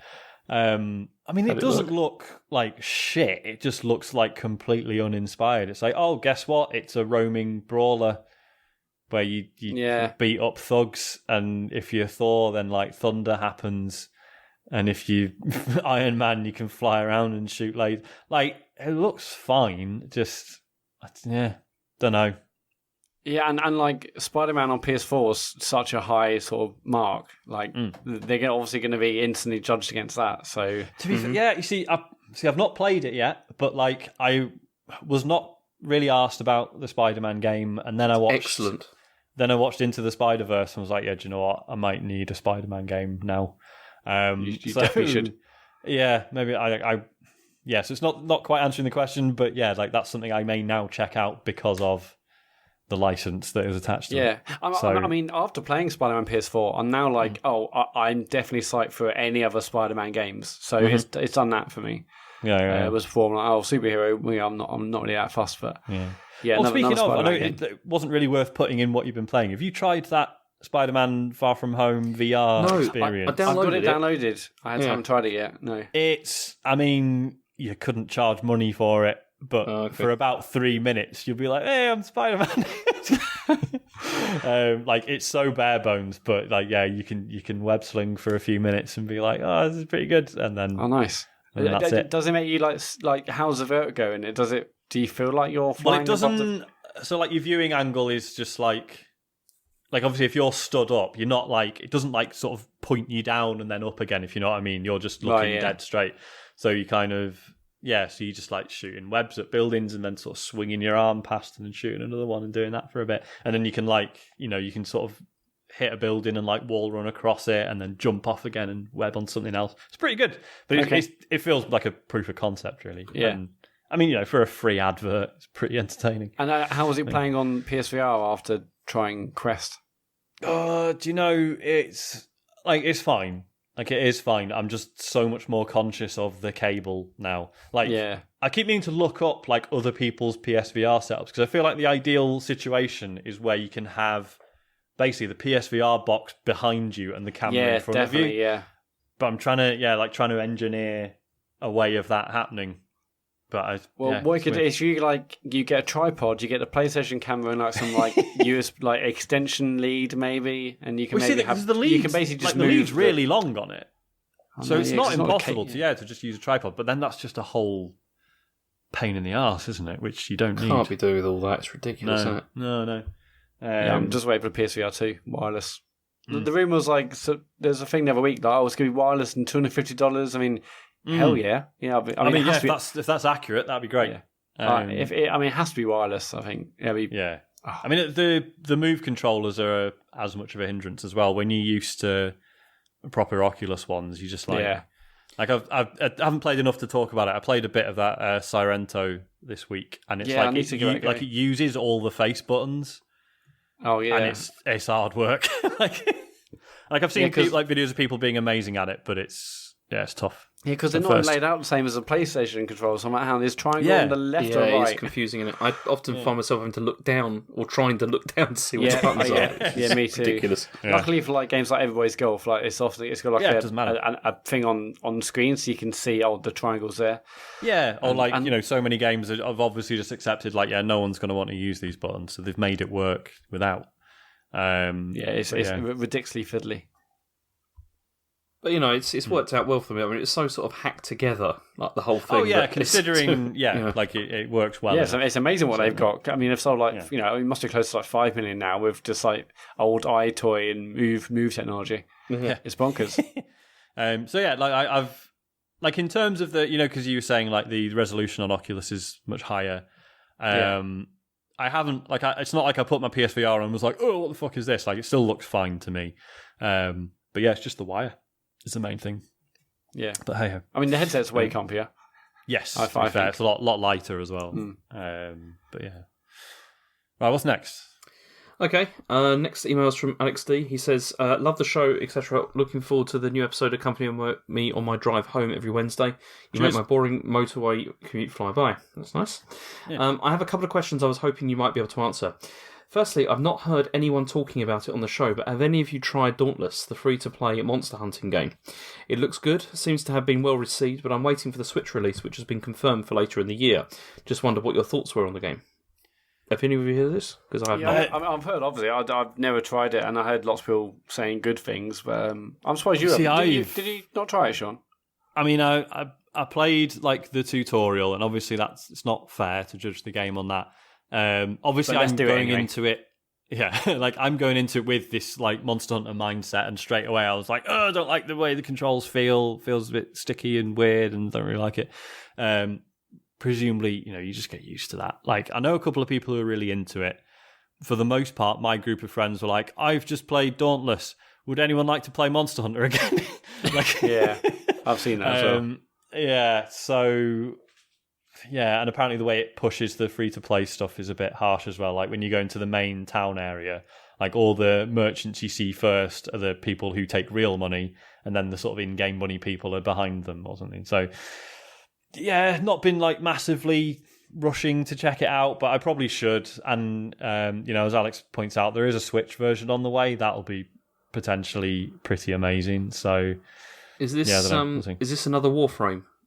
It could be another Warframe where on paper I should love it, and yet something about the execution throws me off. I'd be surprised to see. Yeah. I'd be surprised to see what the Switch version looks and runs like, because it struggles on the PS4 Pro. So, don't know. We'll see. It's going to be very, very downscaled. Next. James? Yep.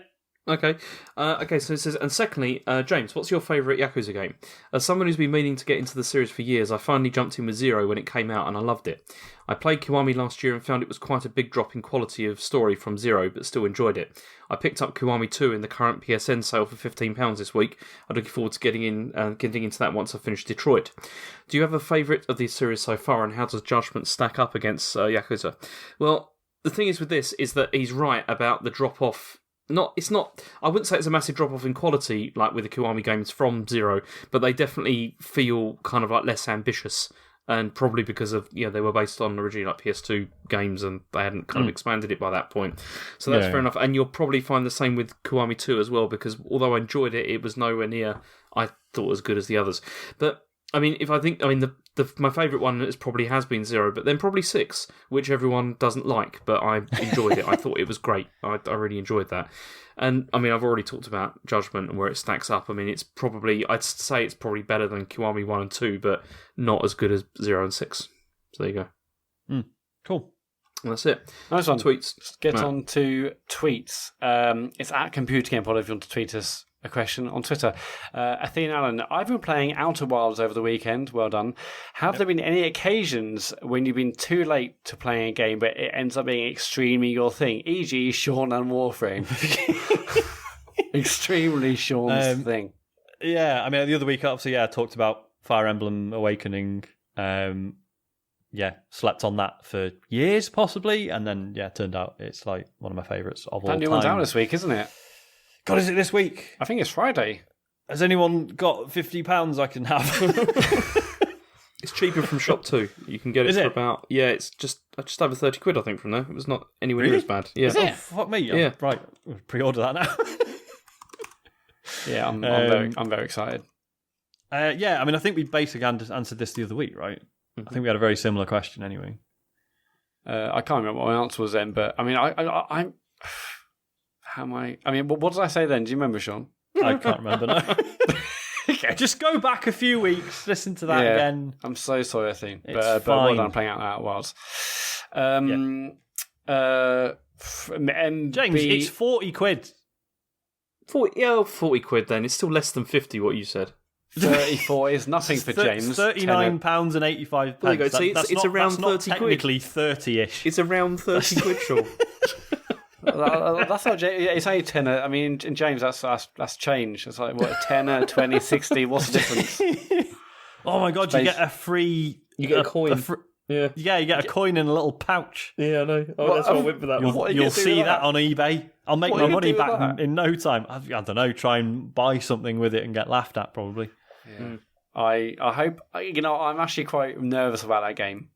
I'm going to get it. But my worry is, what if I don't like it? And you'll bounce off it after 2 weeks. And you're like, well, Matt, you played the fucking mobile one for hours and on there, and now you don't like the actual proper game. I think you're going to be like, where's the microtransactions? Where's the gacha? I'm really worried. I've just looked at the box art for it. Have you seen it? Yeah, it's not great. So it's got like so it's Fire Emblem Three Houses, and it's got like 3 main characters, all different, like wearing different colour outfits, and they're all like clashing weapons in the middle. So you got the guy on the left, and then a woman on the right, like clashing, and then the middle guy is just upside down. Like he's just falling into the shot. Like he's upside down. Looks ridiculous. How have I never noticed that before? It looks terrible.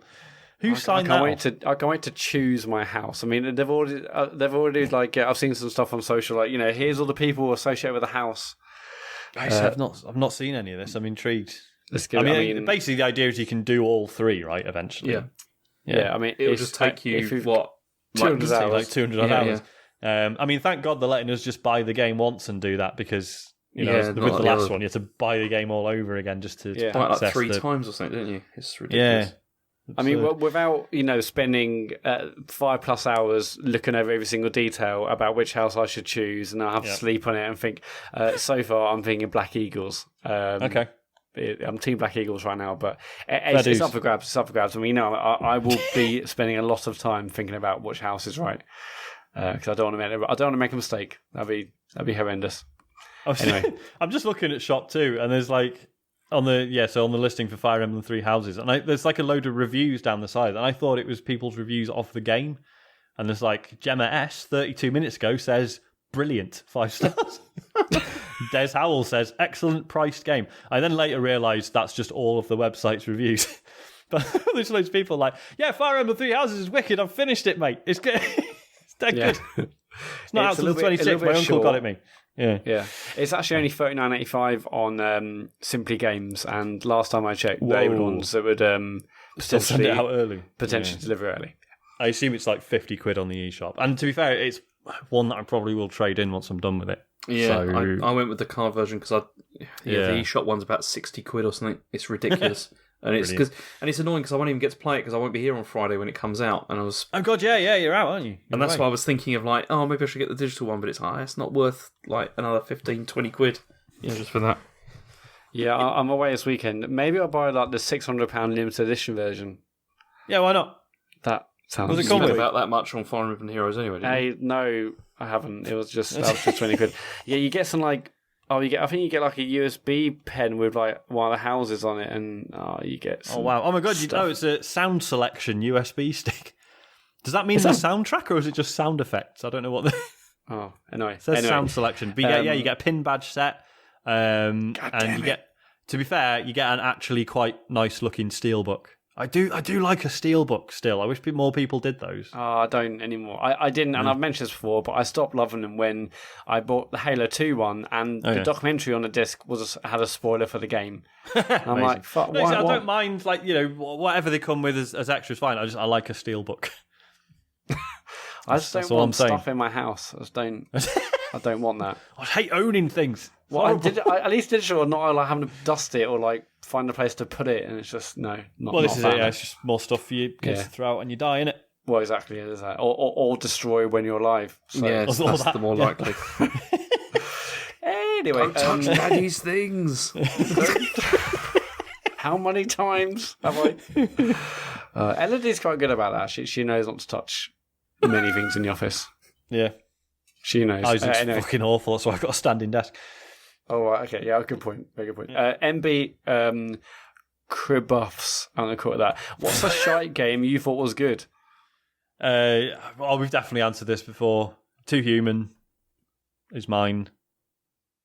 I felt really bad because when it came to was it Games with Gold or Game Pass, and those people, like, I got a few tweets being like, Captain Toss says this is actually really good. I can't wait to play it. And I was like, probably don't get your hopes up too much. This is officially endorsed by the Computer Game Show. No, it's not. It's definitely not. His views did not. We do not condone his views. But I mean, like the other. the only other instances where I've liked something that other people didn't like, I wouldn't say they were shite. I'd be like Too Human, I acknowledge has loads of problems, but I like it anyway, or liked it anyway. Probably feel differently now if I was to play it again. But, things like El Shaddai, Ascension of the Metatron, I think is legitimately brilliant, so everyone can fuck off. Yours, I mean, like, if Matt? No, I didn't even play it. But it's... yes, you did. Well, I played the alpha. That's we were all there. I played that. Had a brilliant time. Yeah, that was actually a great time. Apart from the gameplay. That's all about the company, mate. Yeah. Good point. Yeah. The company is what saved it. If maybe we were playing every person's game of Anthem, then maybe that'd be a huge seller. But as it is, dead in the water. I mean, I like Days Gone, and that got unfairly destroyed. That's exactly what I was going to say. But for no reason. It's not rubbish though. It's just it's good. I enjoyed that. It's better than Quantum Break. Yeah, see that. It's better than a lot of things. Richard Warner at Rich S Warner on Twitter. How do you address your fellow podcasters when talking to your kids? By name only, uncle, second father, mistress. To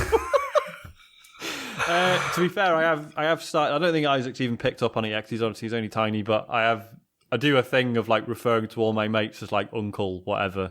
I don't know why. Okay, nice. I just think it's funny. Because I just want Isaac to think he's got like 10 uncles. 50 uncles, yeah. They're all just completely different and not actually related to him. Elodie knows I do like the podcast or streaming, and but every time I'm like in here, she's like, maybe if I'm in here and I'm watching a stream, it's like, oh, is that your friends? Oh no, that's just some other random people. But no, like guys from work. Jill was out on Saturday morning, so me and Elodie sat down and watched Belle's Kitchen. And did you? That's risky. I mean, I don't think I swore, did I? No, you're fine. Okay, and like, I don't think that the chat was probably a little bit too quick for her to catch some of the words in the chat. But no, she knows. I think she knows. She definitely knows your name a lot, Sean. I guess because of the cooking and stuff. Yeah. But yeah, I don't say uncle. I just say like, oh, it's Sean or Dave or James. My extended family has got wind of Belle's Kitchen, by the way. Oh, good. It's a bit awkward. Cause they're like... No, I mean, it's fine. It was just... So my... technicals. If it's a brother-in-law's partner, is that sister-in-law, I guess? Yeah. Yeah. So she was like, oh, what is this Belle's Kitchen thing? I was like, right, basically it's a running joke that's got out of hand. But it's far too serious. So I sort of explained, I said, yeah, so, she knows about the podcast and stuff. And I was like, yeah, so we've got a Patreon where people can pay and they get extra stuff for it. And we said, if it gets to a certain point, as like a bonus, I'll do a cooking show once a month. And she started being like, oh, that's amazing. Because, like, if it does really well, like, you can get paid for doing stuff like that. And I was a bit like, did you not just... I just explained that. It's like, no, it doesn't matter if loads of people watch it or not. The point is, it's just like a way of saying thank you to the people who already pay for this, But obviously, then I don't know. I guess that's like a lot for a normal person to take in. Yeah. You'll be selling recipe books soon, surely. Yeah.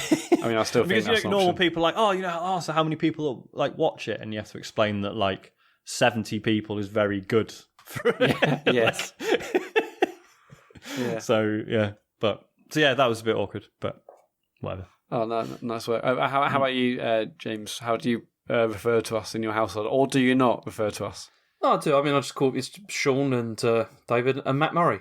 I just do it that way. You always go with a surname for Matt. Yeah. I just call it. So it's Matt Murray. To be fair, like, Matt is such a common name. That's just how lots of people know me. I mean, like even like my in-laws call me Matt Murray. I guess because like Jill's got a brother called Matt, so that makes sense. But like if I'm signing cards at work, it's Matt Murray. I just always done that. Good name, because there's lots of Matts. for Dave, I always go for Turner's just because again, Dave is. Like we know other Daves, so it just helps differentiate. Do we know where the S on Turner's came from? It just thought it was funny. Okay. Well. Just thought it was funny. Yeah. It's great when that happens, isn't it? When someone's like, "Oh, how did you come up with that?" I don't know, just did. So it's funny and just said it. Especially like again at one point, it's like, "Oh, hand." So I think he might have called himself like David Turner. It's like, how would know? Some people might have genuinely thought his name was Turner's. So I'm pretty sure some people do. Yeah, maybe. Sure letting them behind the curtain there. Yeah. Okay, Andy Woods. I'm on my second playthrough of Detroit and enjoying making different choices and seeing how it affects the story. Would James consider a second go at it? No. Okay. Luke Summerhays, friend of Bears, says some quick fire ones. Which are you more excited for? Star Wars, next Star Wars film, or Star Trek Picard? James. This is really hard, actually, because I've got reservations about both. Quick fire. Oh, I don't know. I'm going to say Star Wars, just because I'm not saying it'll be better. I just think it'll be more of an event. Like if we do all meet up to go and watch it, like that'll be such a good night. Even if the film is a bit disappointing for any reason, like that'll just be so good. Whereas Picard is just going to be me sitting in my pants at 11 o'clock at night, just being like, oh yeah, check this out. I suppose eating biscuits. Actually, that sounds brilliant. Yeah, that sounds amazing. Actually, I might join you. Okay, cool. James, what about you? Okay, again, because I've got reservations about both of them, as I said, and I don't. It's really difficult to know. Okay, I'm going to have to say Star Wars because I think that Picard's really going to upset me. So I'm going to go for Star Wars instead. Yeah. Okay. So is Picard a brand new series, or is it the new series of the show that's already been on? It's a brand new series. Yeah. Okay, cool. Yeah. Because I saw that trailer, and I don't know anything about Star Trek other than I saw like the first two Abrams films, and I was like, it was a really awesome trailer. I was like, this looks fantastic, and I bet there's loads of people. That's what worries me. Crying over it. So it's got loads of the old... Murray likes it. Yeah, means it can't be game over. So it's got loads of the people from the old show, right? Yeah, like it's a bit more like there was a bit more action and stuff in it. Like when they first said, oh yeah, they're going to do a new show about Picard, like obviously in real life and in universe, he's like in his 80s now. Exactly. So he thought, like, oh man, it's just going to be like, because throughout the Next Generation, his whole thing is that he's a diplomat and an explorer, like that's his whole thing.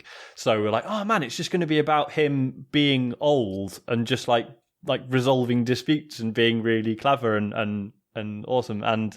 But yeah, watching the trailer, it's like, no, it is him going out on an adventure again and there's going to be fights and stuff, not with him in them, but so they're obviously trying to like cover a number of bases, which might not work, but I'm really excited about it. See, the trouble is it looks a lot like Star Trek Discovery, and that really scares me because that's a terrible, terrible series. Well, the second series is really, really terrible. It was. Yeah, we were talking about this the other night. I've not got that far into the second series, so I'm gonna have to. But yeah, I'm anxious after what you told me. But it's that's why I'm worried about it. It's got it's got all the guns and it's got all like explosions and stuff, and I don't know. I think that's just like a necessary concession to making Star Trek work in 2019, or is it? Well, I don't know, but then you just think Star Trek Nemesis, and that was dreadful. And so that's what I'm worried. I only recently did last year did a full rewatch of Next Generation, and there are, certainly there are good and bad episodes, but the good ones are amongst the best telly I've seen. Yeah, exactly. So, and that's viewing it now, You see, what really annoys me about all this is just that with Star Trek, you can do that. Like, you can do, like, really interesting stories. You can do dark stuff as well. Yeah. It's just, it needs to be thoughtful and, like, thought out. Yeah, and it never is with the new stuff. Yeah. That's what I dislike about it. It's just, and there's always, there's, like, plot contrivances just because it looks cool or whatever. And it's just... It's just annoying. It's just, I don't know. Plus the whole, yay, science thing. Exactly. It's all that stuff, which is just really embarrassing, like seeing that. It shouldn't be like that. I mean, I was watching I've been rewatching Deep Space Nine, which is one of my favourite series like of all time. Mm-hmm. And there's so many just really good like character moments in that, like of dialogue that you would just never see nowadays. Because like they're trying to make much more thoughtful points than you get from this stuff now, and that's what disappoints me. This should be about exploring. Part of Star Trek should be about exploring the human condition. Okay, we've all. Okay. I was going to say, what's the second quick fire? It's a quick fire, for Christ's sake. Oh, man, you want to pad this out. It's like. Padding is fine, but not Star Trek padding. Did Sean ever finish Castlevania Lords of Shadow, or was it still on his plate? Still on my plate, mate. And I mean, I'd have to get the Xbox 360 out to finish it, so maybe that's never going to happen. I could just get it for cheap on Steam. It's probably like £3 in the sale the other week, but never mind. Yeah, almost certainly. Really good game, though. If you could decide the first Splatfest for Splatoon 3, what would it be? Should we just go straight in on Brexit? Oh God, that would be brilliant. This is the second referendum. Man. Yeah. This is the real one. This means something. Yeah. Yeah, because so you get a point for popularity, but then you've still got to prove it in battle. Which, to be honest, I think is how we should settle it in real life. Yeah, I was going to say that's a great way of doing it. Yeah, because no, let's not get into politics. No, don't want to get shouted at again. Let's not do it again. No. It's a shame there's no swears in Splatoon. Like, there needs like an adult version where you can just like get you can get the real question sorted out. What? What do you mean? What would that solve?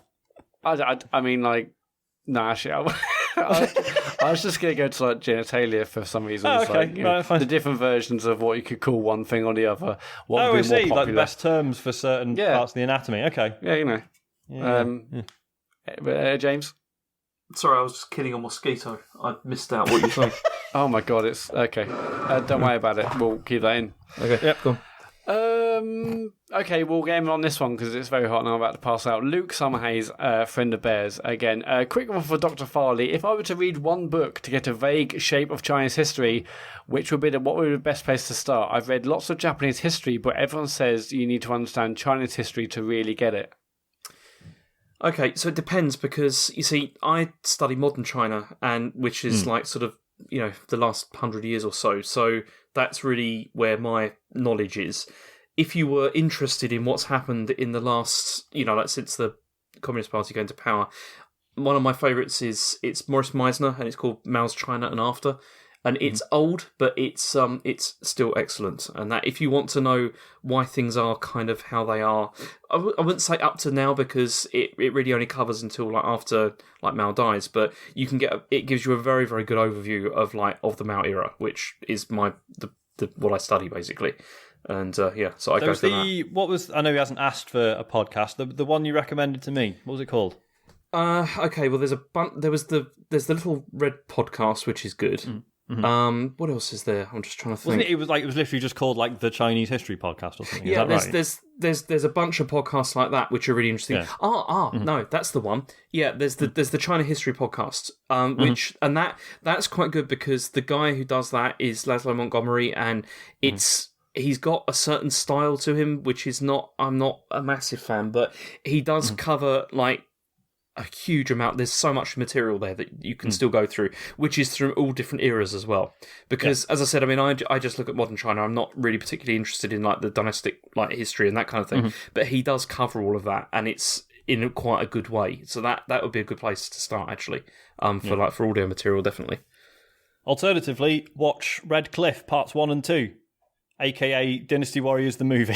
This is fucking brilliant. Have you ever seen it, James? No, I've not. No. It's just a brilliant like martial arts film, but it's got all the some of the sort of semi-historical stuff. Like they didn't have any arrows, so they filled a load of boats with hay bales, sailed them towards the enemy fleet, got shot at, and then just turned around and sailed back and took all the arrows out of the hay bales. Just shit like that. That supposedly actually happened, and it's just really clever and brilliant. Good films. Yeah. Is this the point where you plug your own book, James? No, I won't. Okay. Actually, I'm going to end on this one instead. Future exercise. Do you miss the fact that cheat codes are a thing of the past? Enjoy occasionally being an indestructible force with unlimited weapons, or to get past that impossible difficulty hike, taking you to the last level of PS1 Driver. Yeah, cheat codes were amazing, weren't they, back in the day? They were. Do you think this, why have they gone away? Do you think this is because they sell them now as microtransactions? Well, that's why. There's that. No, but it's not they're selling big head mode and stuff, are they? Yeah, and is this just the product of because so many things are online and have achievements, but then there's games with cheats that just say oh, by the way, while this is turned on, you can't get any achievements, so that's no excuse. I wasn't always doing it, but they were fun to play around with, and particularly in things like GTA, where it had unlimited ammo and or crazy gravity and whatnot for huge jumps across the map. Yeah, it's a shame they're not really a thing anymore. Obviously, totally, game genies and all those sorts of things definitely aren't the thing. But because obviously, games are way too complicated to hack in that manner. So obviously that's one sort of unavoidable technical reason why this stuff doesn't happen anymore. But in terms of actual implemented cheats, it is a shame that they're not a thing anymore. Damn. Yeah. Right. That's it for emails and tweets. Thank you ever so much. We'll get on to the quick streaming bit. So We stream 3 times a week, hopefully, with it being a good week. 3 times a week. Friday night, James is streaming. I'm not, because I won't be here. Oh, my God. Okay, right, James is not here. James will not be here on Friday. I am aiming to... I will be here on Sunday night at 8:30. Gosh, I hope so. I was going to say, I thought you were away as well. I am away, but I'm just trying to work out what to do. Oh God. Okay. Well, okay. Let's say I'll be here. I'm away this weekend, but let's hope I'm back for 8:30. I'm sure I will be. I mean, if you absolutely if you can't, then just tell me. I'll pull something out of my arse. It'll be fine. Well, okay. Well, James isn't here this Friday, but normally Fridays at 9:00, James will be streaming Quantum Break until that game is finally over. Twitch.tv/The Computer Game Show. Of course, I stream every Sunday night from 8:30. Some Bloodborne Sundays. Again, fairly sure we'll be there this Sunday, but check us out on Twitter to check 100%. And Tuesdays, all things being well, unless we've had to move things around or cancel something, Sean is there every Tuesday night. We're Played by the Bell, where he plays an indie game of his choosing every Tuesday from 9 p.m. And that's all on Twitch. If you miss... Go on, Sean. I was just agreeing with you. Okay, cool, yeah. If you miss them live, you can actually go to our YouTube channel, just search for TCGS on YouTube, and you can watch the archived shows if you missed them live. But back to Twitch, if you have Amazon Prime, and there's a lot of you out there that have it, you also have Twitch Prime, and with that, you get 1 free sub per month, and we'd really appreciate it if you went over to our Twitch channel and gave us your free monthly sub, because Amazon don't want you to do it. They want you to forget. Let's show them who's boss, and we'll give out those free subs willy-nilly. I would love it if you came to our channel and did that, because we really appreciate that. And that money enables us to buy more cables. And that's ultimately what we're here for. Star calls out every single Monday. This week it was a round table. Sean and I joined Dave and James to talk about the prequels. And next Monday, or the following Monday after you listen to this, Dave would have watched The Force Awakens, which I can't wait to hear. I'm so excited about that. Yeah, but they're out every Monday. They're out on every podcast service, also our YouTube channel. And we're on Patreon, patreon.com/TCGS. If you want to support the show, support what we're doing over here, help us create more content, better content. $5 and above patrons get an exclusive monthly podcast, which we're enjoying doing. $10 and up get to watch our talks over a month early, and so on and so forth. But it's all over there on Patreon. And thecomputergameshow.com is all the rest of the stuff I may have missed. Sean, before you stop this, I've got some breaking news. Oh my God. Please, oh my God. Okay, right, James, you've done this before. It's the best breaking news. You've done this before, James, and it's been rubbish. But I hope this is the best breaking news. This is Anthem breaking news. Oh my God. Shit. Yeah. Strap in. This is according to Eurogamer. It looks like Anthem's long-awaited Cataclysm event is finally almost here. Oh my God. Yes! There's no date on it, but apparently it's coming soon. They released footage of and it looks shite. Yeah. Or is that something else? Okay, it is that. Yeah. Amazing. That's well. At least that now means next week there'll be no Anthem news. Very exciting. Brilliant.